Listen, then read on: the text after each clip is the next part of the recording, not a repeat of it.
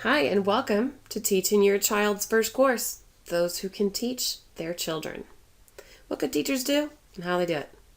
This is our Evaluations Through Test Construction module. As a prerequisite to our course, it's important that you read the TYC guide. We've provided a free download link for you here. In this module, we're going to cover what validity and reliability are.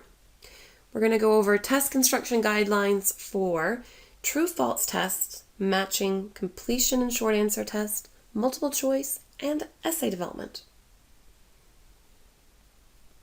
At some point, you may need a test, or perhaps you have one in your curriculum, and you want to see if it's reliable or a valid test. We at Teaching Your Child are not fond of test item constructions. We prefer to see our evaluations through our questioning techniques and our portfolios. However, we'd be remiss to not teach you how to construct tests or to understand what makes them valid or reliable. So how do you make a test? First, we've got to go over, is it valid or is it reliable? Or is it both? Validity.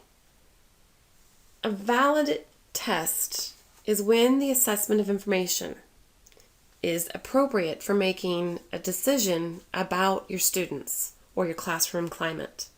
This is the important characteristics of it.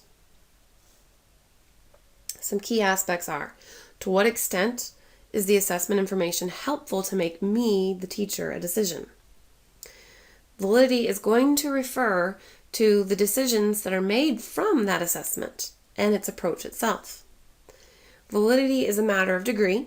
It is not an all or nothing thing. Think of it in forms of highly valid, moderately valid, or completely invalid. Of course, this validity is determined by me, the teacher. What's reliability? Well, reliability is when an assessment will yield the same or nearly the same information upon retesting. Some key aspects would be, it's referring to the stability or consistency of the assessment information, and it's concerned with this question.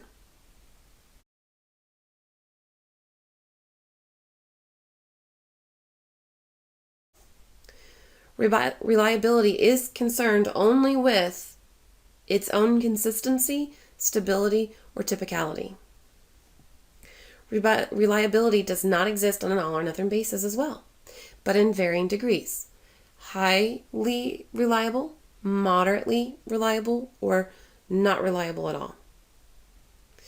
Reliability is a necessary but insufficient condition for validity.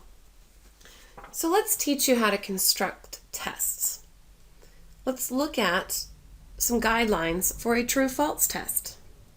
This is a true-false test construction will only use statements that are either completely true or completely false. No ambiguity here. Avoid trivial content or meaningless details that serve to only trick students. We've gone over this in our questioning module and what makes a good question or a bad question.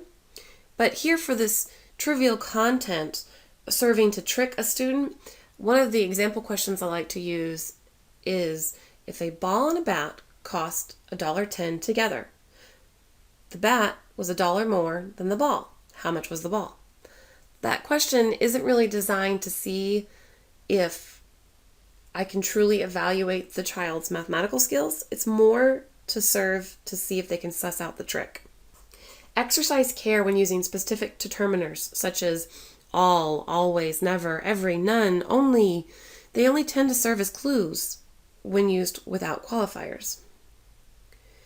Make sure you include only one concept in each item. And avoid the use of negatives, especially double negatives. Avoid indefinite or ambiguous terms that are open to interpretation when you're talking about a true-false test.